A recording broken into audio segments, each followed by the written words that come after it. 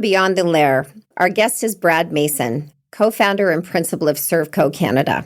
We discuss finding your purpose, making a difference, and enhancing industry relations with Indigenous communities one at a time.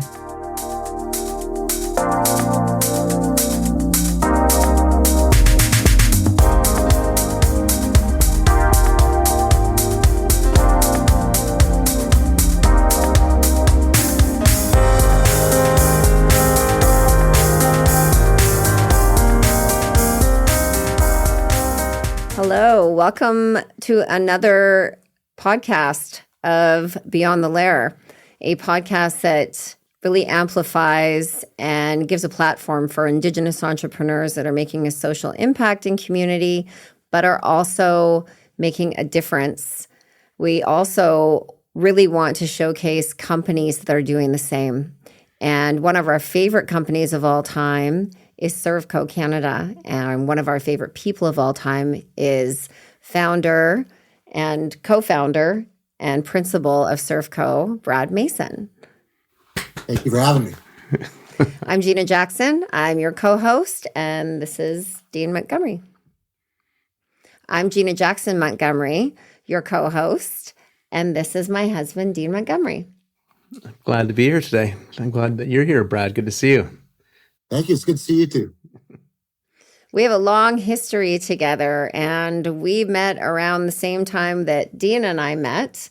And maybe we can have a little background on not exactly that time in our lives, but on your history and your starting of becoming an entrepreneur. And who is Brad Mason, and where did he come from, and where did you get to where you are today? Yeah, well, Brad Mason has started off as a apprentice pipe fitter back in 1983, which would make me fairly old, I guess, now. And started up Servco Canada in 2001.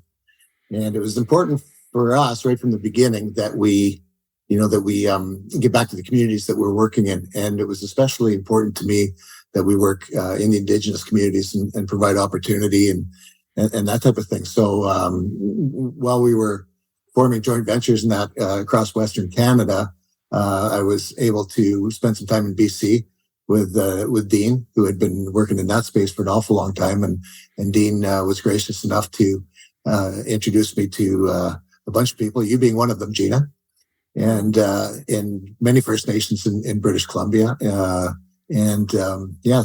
that's kind of how I got involved with Dean to start with. And Dean introduced me to, a lot of different First Nation communities in British Columbia. And we've been doing some business with some of them, and as well in Alberta, Saskatchewan, and Manitoba. And it's been great. It's been really, really exciting.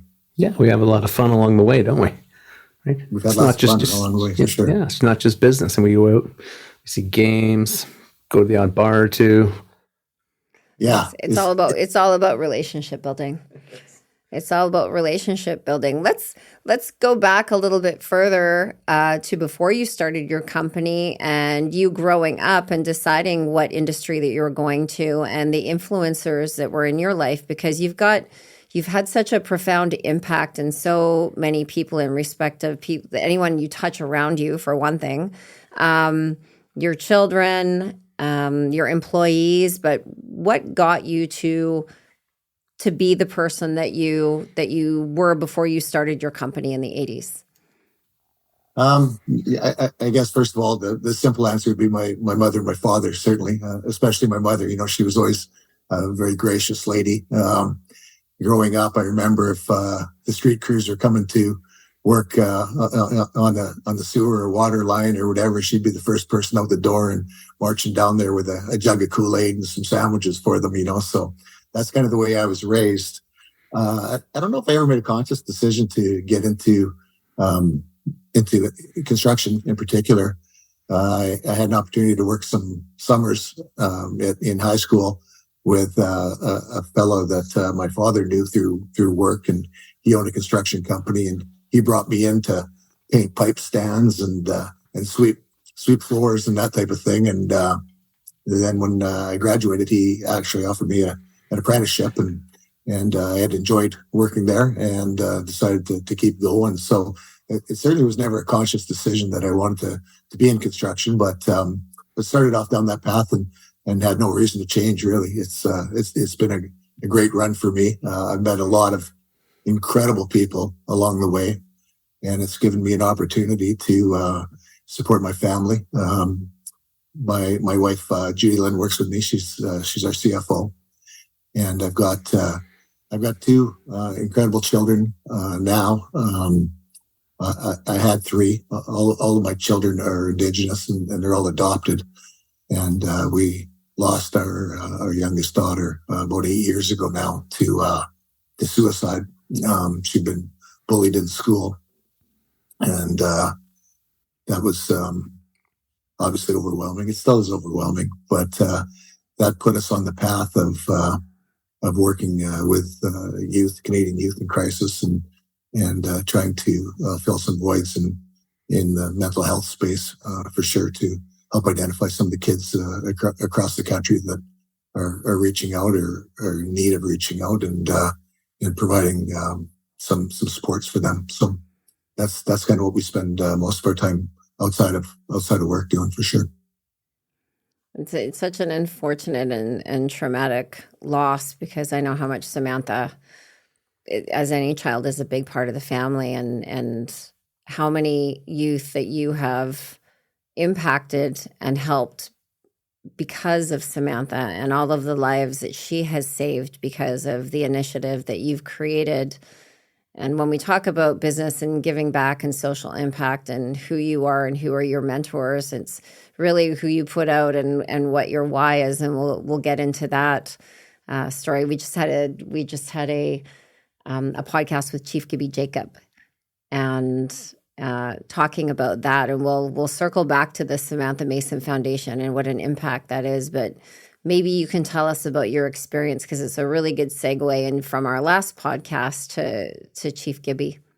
Sure. Yeah. Chief Gibby was certainly I wouldn't say that he was a big influence in what I've done, where I've gotten to, but certainly a huge influence in how I think of what it is that I'm doing, and why I'm doing it. And that goes back to the very first conversation I ever had with Chief Gibby. And I was sitting in front of his big desk, and Chief looks very, very wise, sitting there, and he's a big man. And I was somewhat intimidated, for sure. And, and right away I said, Chief Gibby, thank you so much for your time. I know you're a busy man. Would you like me to tell you a little bit about what it is that we're doing? And he said, we'll get to that, Brad. He said, but first I want to know why you do it. And really caught me off guard, because he's the first person that's ever asked me that question. And it was nice ever since then, I guess I've been somewhat self-reflecting as to, what it is that I want to accomplish on a daily, weekly, monthly, yearly basis through my work, and to help out the communities that we work in, and again, to help out the youth in those communities. So he's one of the ones that really got me thinking about other than money. All the money in the world isn't going to change your life. There's got to be more to it than that, and it's got to be through giving back. And this really focused me, and it made me really think about what it is that we're accomplishing on a daily basis. And I challenge myself, and I challenge my staff, and we challenge each other, actually, to every day to be better and do better, and try to make an impact. Yeah. And I know that, working with Brad and just with Servco in general, we've all talked to different proponents and different project owners, and they say, well, you're a construction company, and Brad is a really good way of saying that, we are a construction company, we do things, but we really do it with a little more heart, maybe. We do it with community in mind, and I see it every time. I mean, that's why we're such huge fans, right? So yeah, I think it's the construction company is a vessel to allow us to do the things that we need to do. If it wasn't for the construction company, I wouldn't be able to visit a lot of these communities. I wouldn't be able to to do business, to joint venture with, different First Nations out there and the likes, and be able to speak to them and understand what their needs and what their challenges are and all of that, So the construction company is kind of I don't want to say it's an ends to a means, but there's certainly something greater out there that we're doing than building, for sure. Yeah. And I think, don't you as well, we've had on some other podcasts where, people that are working within our space, the Indigenous space, helping communities, it probably is one of the most gratifying things that we all do, right? When we see these communities, we learn so much, right? We see it's so interesting, from Labrador to, you're at Bunterras all the time, from northern Manitoba, it's always, and the people, right? Like you said, the people. Absolutely. Maybe you can tell us about your experience. And I know when we first met about almost a decade ago, about the importance of procurement, about the importance of relationship building and doing things because it's the right thing, not because you're coming in as an industry partner or proponent because you want to help a community. And I was sat on a panel for Roundup, which is a mining conference, and talking about industry coming into community now, 10 years later, where the biggest offer is employment and training. And I said on the panel, I went, that's so 10 years ago, right? It's not trinkets and beads anymore. It's ownerships, it's alliances, it's partnerships. Yeah. It's actually having an authentic consultation process.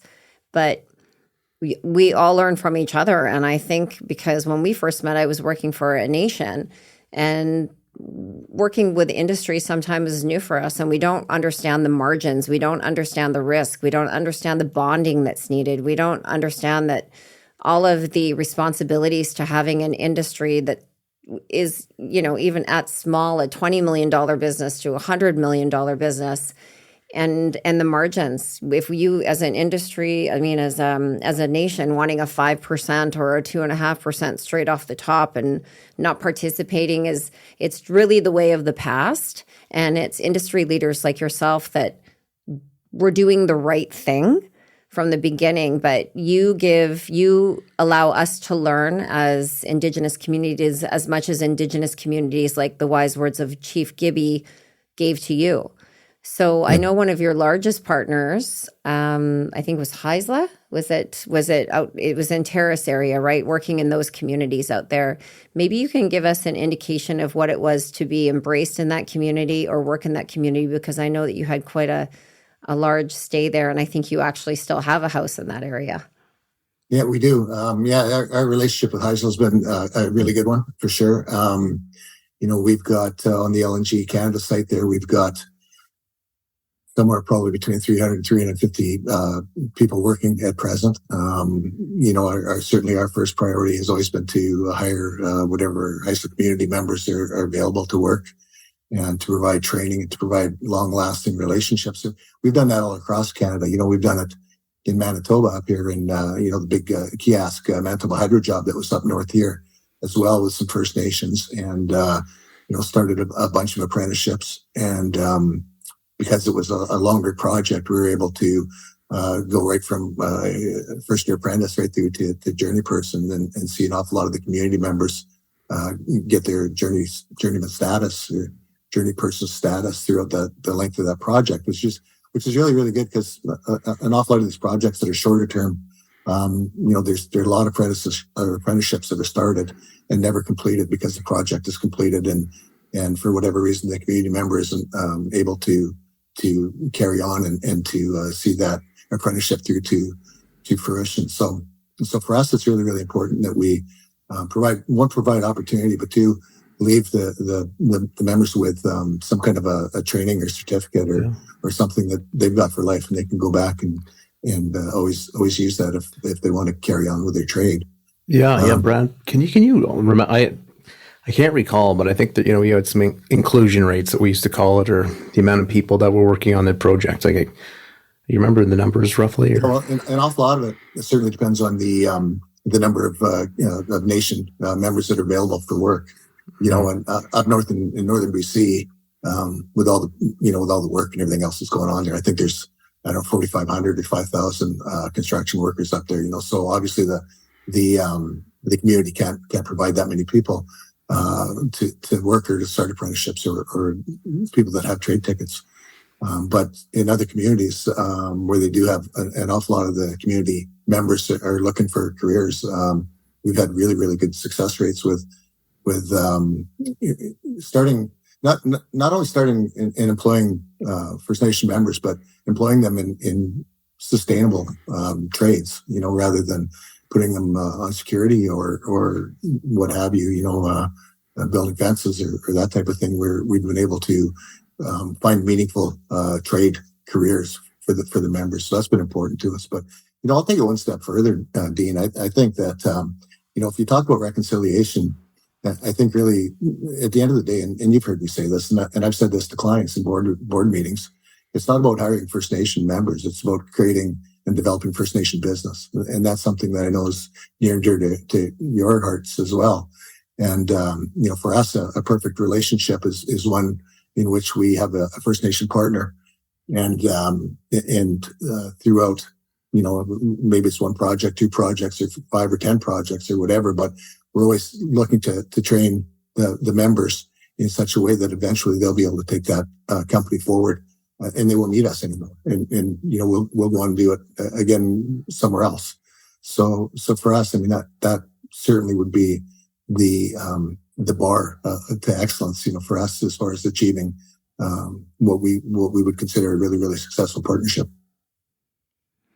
Excellent. I know that you have many core values that are really important to you, and with your industry, being able to have the opportunity to subcontract Indigenous businesses, but also the non-Indigenous businesses that you do business with, you have quite an arduous vetting process in respect. It's just not about price. It's about reputation. It's about sharing the same core values, and it's about associating yourself with people that have like-minded values. Can you talk about that? Yeah, and it's not only sub-trades, it's everybody that we work with, our professional partners.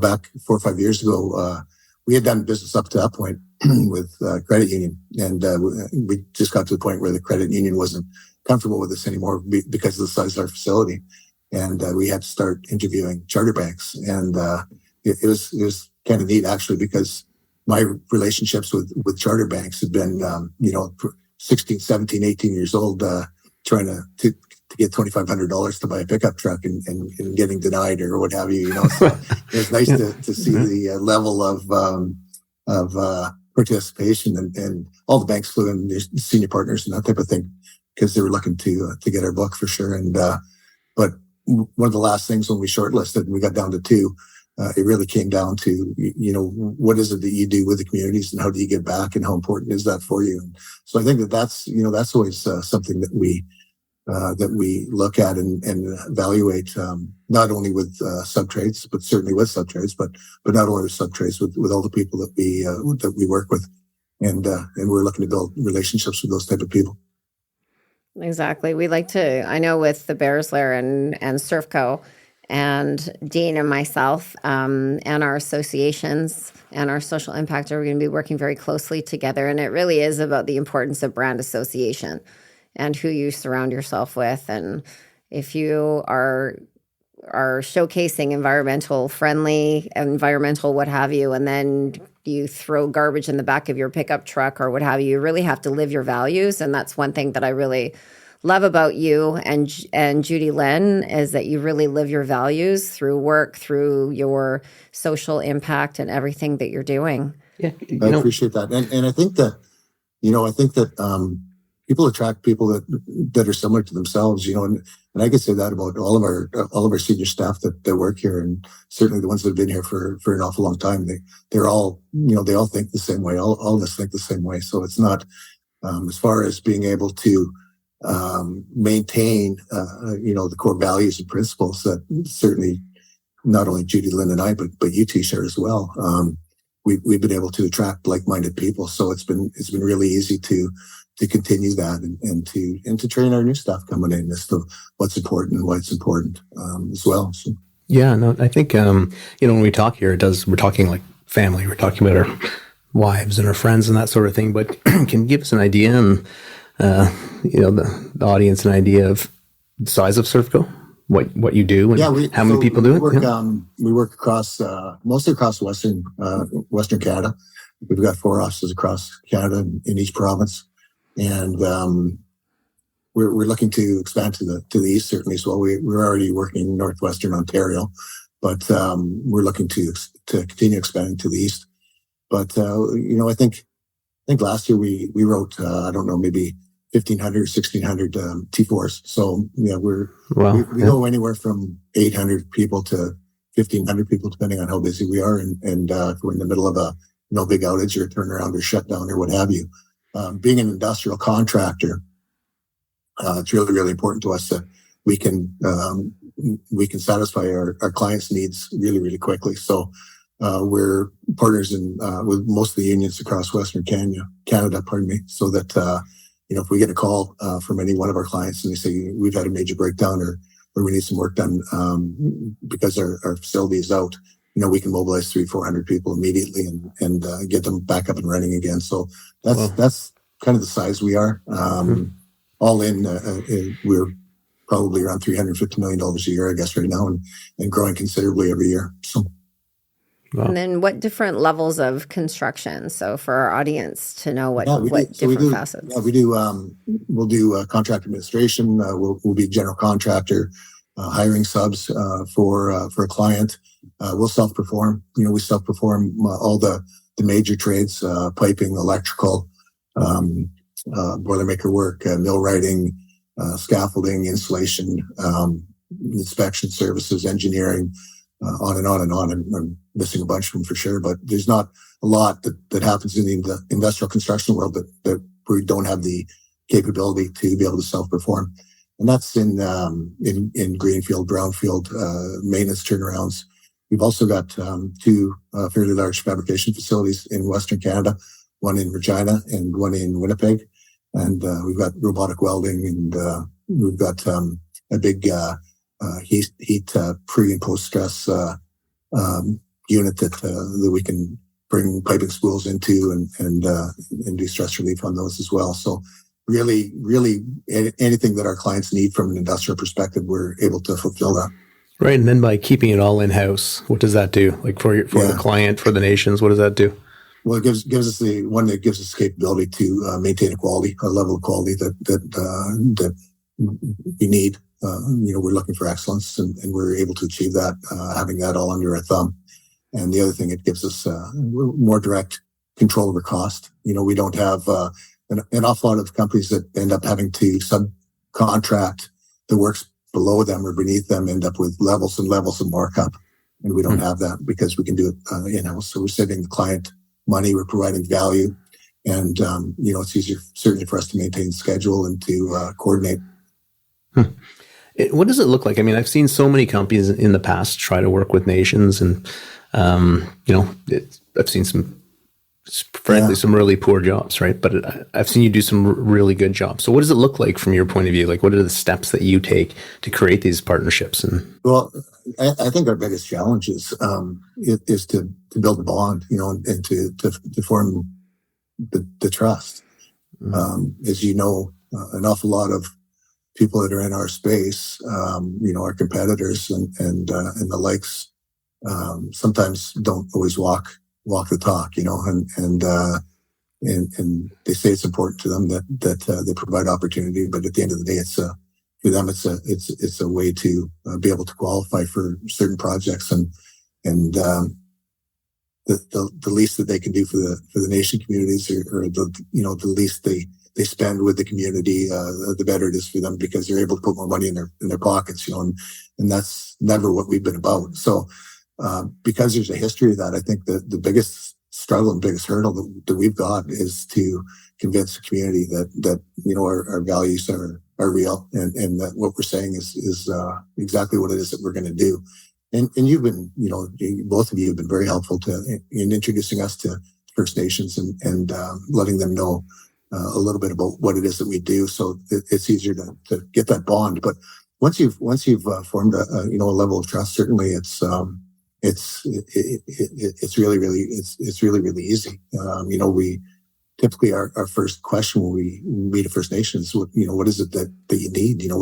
What's your community looking like? And, what are your youth doing? And do they have any challenges? And, is career opportunity important to you or what have you, So before we tell people what it is that we're going to do for them, similar to Chief Gibby, we try to find out what's important to them and what their needs are for sure as a community. And then we work towards satisfying those needs and being able to help out. One of the things that we do through Samantha's Foundation is we started up an ice roads tour. So, a lot of our partners are up in the northern sections of Canada where you can't always drive into them. And during the months, usually typically from January to March, they've got the ice freezes over and they're able to get up there and with their trucks and their fuel and their food and everything else to last them for the year. So what we started doing was going in with a group that we work with closely called Live Different.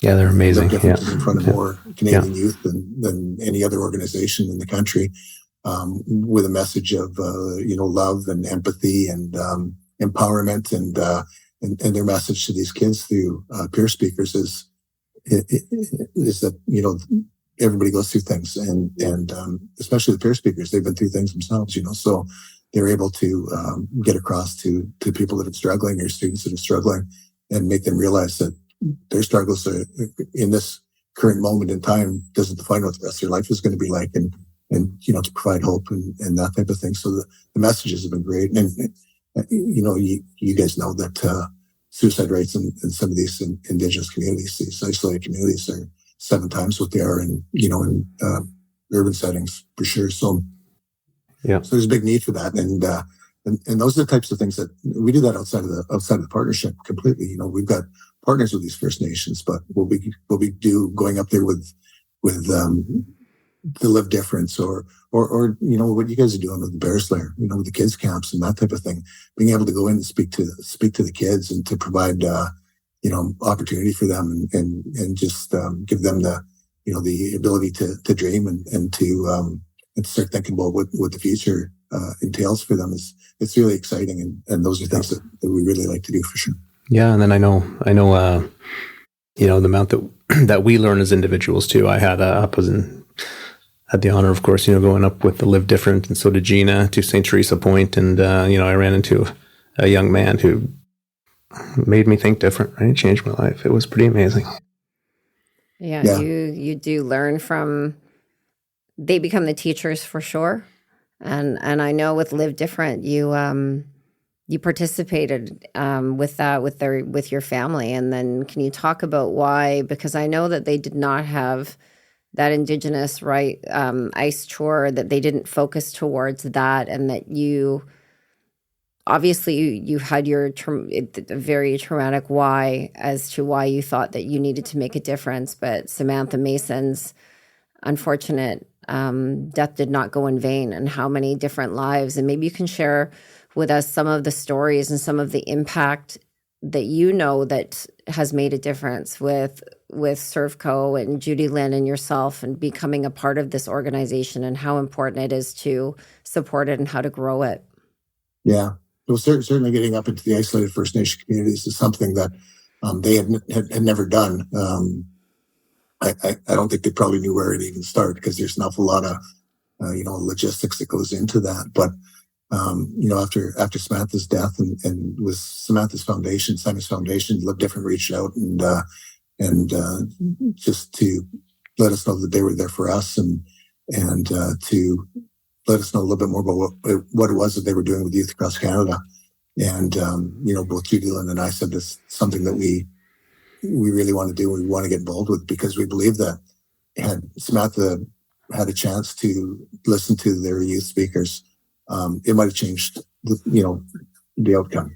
So it was important to us that we get involved with them and try to get them in front of as many communities as we can, for sure, especially the Indigenous communities. So we've been up on the ice roads to different communities, and the first year was great. The second year was even better, and the third and the fourth year, because they know that there's a commitment, a long-term commitment, with us and what it is that we're doing. We're not just parachuting in and out again. We're there for the long haul, and we're making, long-term relationships with these kids. So there's one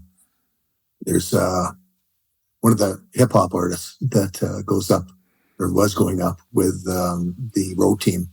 I had an opportunity to speak to him a while back, and just asked him how things were going. So he was telling me some stories, and one of the ones that really touched my heart was they were up in one of these isolated communities, and they were preparing to head out. They'd been up there for 3 days, and they'd done a concert, and they did their presentation and done sharing circles and healing circles and that type of thing. And I think it was either the second or third time they'd been in that community. So they were getting to know some of the kids, and they were packing up all their gear into the trucks that they use up there. And little girl came up to him and just said, I just wanted to thank you guys for coming up here. And he was, we'd love to be here, and we're going to be here again next year, and we'd love to see you. And she said, I got you a present. And he's going, well, you didn't need to give me a present. He's, thinking that maybe she drew him a picture or something like that. Cause I think she was 11 or 12 years old or something like that. And she reached into her pocket and she pulled out a razor blade. And she said, this is, I was self-harming, and I don't need to do that anymore. You guys have been inspirational to me, and you've changed my life, and I don't need this razor blade anymore. And I wanted to give it to you as a token. And then there's 2 little girls behind her, and they did the same thing. So those are the types of stories that we're hearing coming out of these communities. So we know that we're making a difference for sure. That does make a huge difference. And this is the ice road tours, the people that go, and we've witnessed it.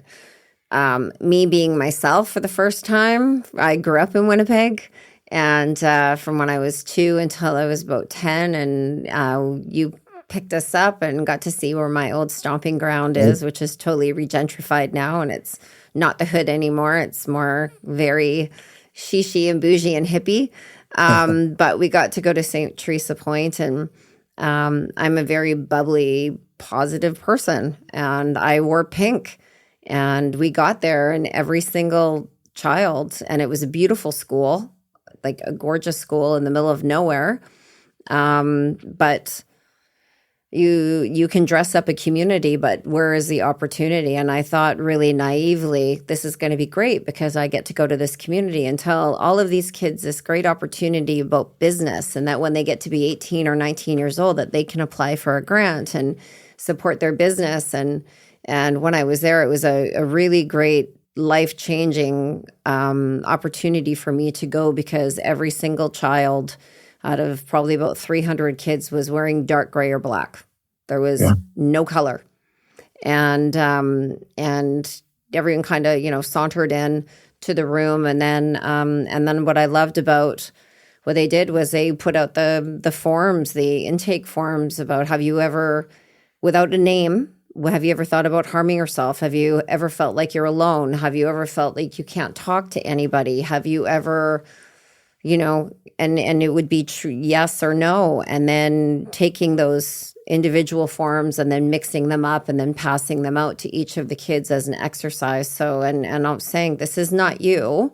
So just put your hand up if the answer is yes. And then looking around the room, when it said, have you ever felt alone? 90% of the kids put their hands up. And have you ever felt like harming yourself? And taking a look, and 70% of the kids put their hands up. And it was a real wake-up call, not only for the people that were there to coach, to participate, the teachers, the leadership, the volunteers, but really most importantly, the kids to not know that they're alone, to know that they're not alone. And that was a really amazing exercise that this program has started, and that you have spearheaded this from the initial funding and making this available and seeing that there's a need. But how many kids, like the little girl with the story with the razor blade and her 2 little friends, how many differences are being made, and how many people are these little girls, which are probably now teenagers or young adults, or how many people are they influencing them in this ripple effect, and how you're just absolutely shifting and changing. And through a company where you employ people and you care about people, because really it is we care, Servco, we care. How many people that you're influencing, and what is your advice to people that have stories where they have people in their family that have taken their lives, or people that have gone off to live on the street or what have you, that really find their why and want to do something with industry to give back? Because you can make money and because that's the purpose of business, but how can you give back, and how can you get that corporate culture aligned with making a difference? That's a great question. Yeah, and it's kind of the same message that you get to kids that are struggling. The message is you're not alone, and what you're going through won't last forever. And when we lost Samantha, there's an awful lot of people that reached out to us and continue to reach out to us to this day, because we're in front of so many people, through the gala events and everything else. But they reach out with their own stories of the trials and tribulations and the things that have happened in their life. And just with a need to talk, and I think it's not a need to talk to anybody. I think it's a need to talk to people that have been through similar things. It's not a good club to be a member of, but there's so many of us out there that have been through losing people, long before we should have, for sure. And I think the most important thing is to open up and to reach out and to talk about it and to do something. Find a cause, find something that you believe in, and put yourself into it, for sure. Because it's through Samantha's Foundation, aside from helping the kids that are out there, which is the number one priority, for sure. But a byproduct of that it's been part of my healing journey, for sure, and my family's healing journey, to know that through a very tragic event, there's been some positivity and some good things that have come about it as well. And I know Samantha didn't leave a note, but we did find a few things on her phone. And one of the things we found was just a question to herself, really, and it was, I wonder if anybody will remember me. So it's every time we're doing an event, or every time we're in a school, or talking to kids, or you see the light bulb and you see their eyes pop open, and that we're getting through to them and everything else. I see Samantha looking down, and I know she's proud of what it is that we're doing, for sure. I've got towards I guess when she got to be about, well, it was pretty early, probably about 8 years old or so. We lost Sam at 15, but she got this thing where she would do the thumbs up all the time. And I've got pictures all over my house of Samantha, and probably 90% of them, she's got her thumb up like this, And so I often envision her looking down with her thumb up and saying, good job. It's beautiful. That's a beautiful legacy that has been honored, that because I do know firsthand the impact that it made on my life. These kids at St. Teresa Point didn't care about what business they were starting. They just, from not being able to even say their name in a healing circle, or generationally as Indigenous kids, and the habits that we inherit from our parents, and we've really noticed that, because being a part of of Live Different and the Ice Road tours, being able to educate kids on not only cultural values and our language and our education, but really give them non-trauma informed education as well through, and that's what we're doing through the Bears Lair. Is yes, you can start a business. You never have to leave home if you don't want to, and here's all the opportunity, but you really have to set the tone of social confidence and trust, and being able to just speak your truth before you ever think about going into business. Yeah. Yeah. And it's such a ripple effect, isn't it, Gina? It's not only the one person or the one kid that you're dealing with, they're working with. We're building leaders and future mentors, so you help one kid and they help two kids, and those two kids help two more. And that's how you build a village, for sure. Absolutely. And I think what's really important too is when you're in industry and you're making a social impact, is that you have the senior leadership, the owner, the creator, the senior vice president, the president, actually attend events that you're giving back for social impact. It's not just here's a bursary, which is super great and in certain aspects for organizations where time and capacity is limited and you want to support somebody, but really being involved in community. Absolutely. And going to the events. And maybe you can talk about how your relationship developed and I know you're very embedded in the community with the Haisla Nation and everybody that you do business with, and how leadership and yourself connect, but also to the membership of the nation as well. Because I know it's not just employment and jobs, it's social impact that you do, it's opportunities that you give, it's procurement for not just for art installations and catering, et cetera. So how do you develop that type of relationship where you actually can show them that this is the leadership and face of the business? Yeah, well, number one, what you were saying about the importance of senior members of an organization getting involved in not only what we're doing, but also what you guys are doing as well. With your Indigenous camps and that it's really, really important. But as important, I think, is to share that story with your staff. I used to do I used to speak at the Christmas parties, and now my partner Julian does an awful lot of that. So. But back when I was talking, one of the things that I would always bring up is the charity work that we were doing, through the company and the different things that we were involved in, and it became apparent really, really early that meant more to our staff and to their families and their wives and husbands and everything else than anything else that we were doing, because that would typically take over the conversation for the rest of the night. And after dinner, it would be lines of people coming up and saying, I just want to talk to you a little bit more about what it is you're doing and how proud I am to be part of an organization that makes such a difference in the communities, and how can I get more involved, personally, and that type of thing, So as business owners, we all talk about the importance of retention of staff and key people.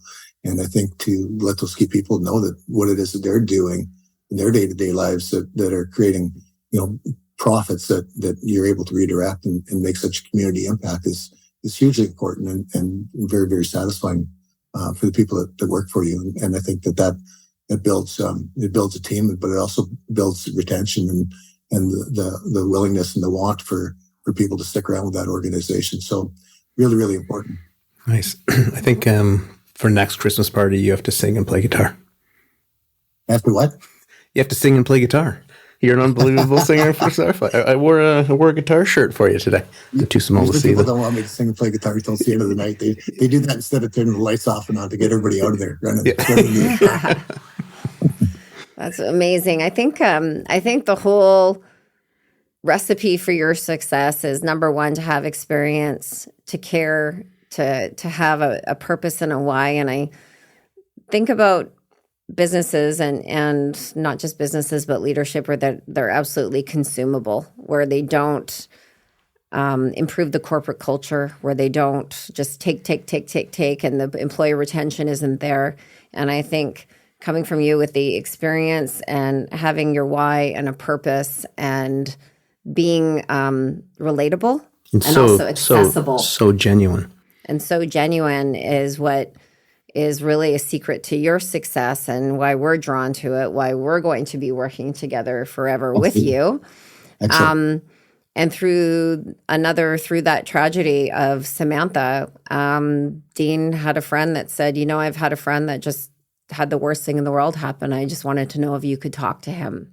And through that came that friendship. And through that came this friendship. And everything that we're doing together to make a social impact and a difference, and how wonderful the people are that you've surrounded yourself with, and then our circles of circle that we surround ourselves with.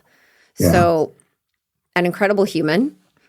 But what I really want to end our conversation with is, number one, what is your advice to industry leaders that want to do the right thing, that want to improve their corporate culture, that want to make a difference in Indigenous communities, but just their own internal community as well? What is your advice for them?